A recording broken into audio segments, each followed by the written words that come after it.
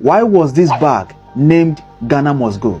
Many Nigerians, especially the Gen Zs, thought it is just a nickname. No, it is not just a nickname. Something actually happened. It was due to a deportation exercise that happened back in the days in Nigeria. Sit back, relax, let me tell you why and how. In 1983, Nigeria carried out the largest deportation exercise in history, and half of the people that were deported were Ghanaians. Why? Ghana was a very prosperous country from 1930. In fact, as a small country, Ghana was richer than Nigeria as at the time because they produced the largest cocoa in the world. So people begin to migrate from neighboring country to Ghana in search for better life. Life was good and everyone was happy.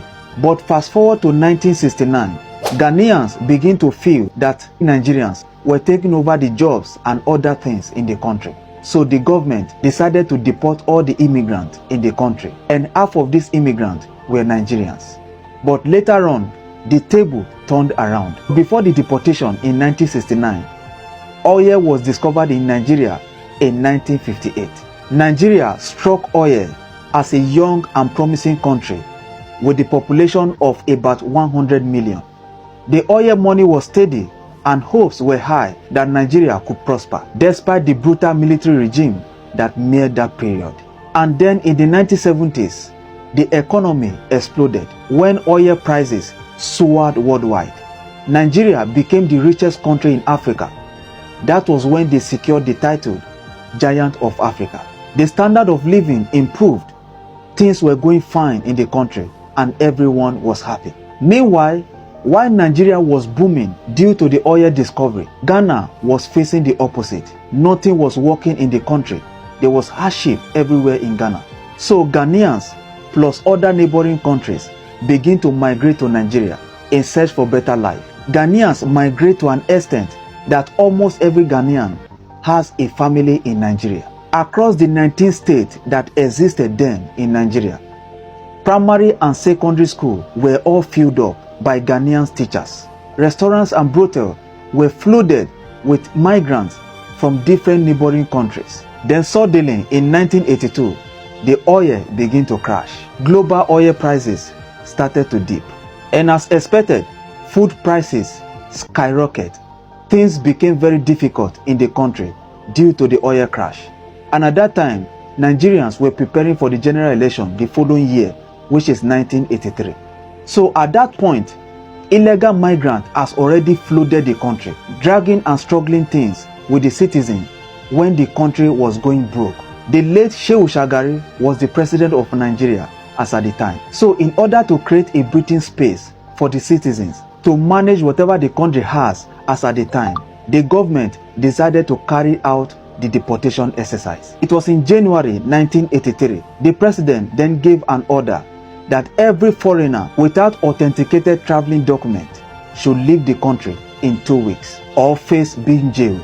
And it was recorded that over 2 million illegal immigrants were living in the country, and half of them were Ghanaians.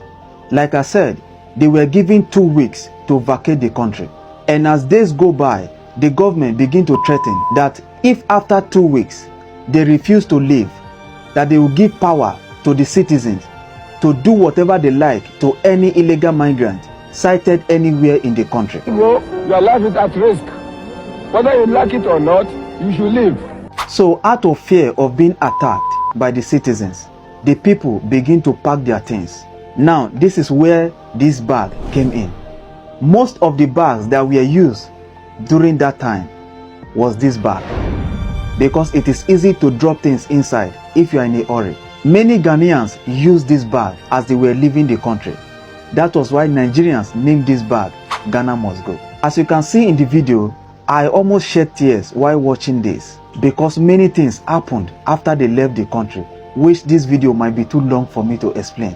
Some neighboring countries had to close their border. Some people died on the way and things happened before they get to their country. And up to today, even while I was still making this video, many Ghanaians still believe that Nigerians carried out that exercise as a retaliation because of what happened in 1969, which to me was never the case.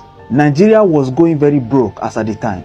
so they had to do something. I am so happy both countries are doing very fine and they are in a good relationship.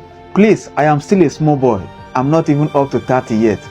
I made a lot of research and I heard from so many elderly people who witnessed that moment. That is how I gathered this video. And I know so many elderly people are watching my videos. Please, if there's any area I made mistake or you need to correct me, please you can correct me in the comment section. And of course, without insult. We are all learning. That is the purpose of this page. And if you are new here, check my page. There are so many interesting content you might like. And don't forget to follow us. I'll see you in my next video.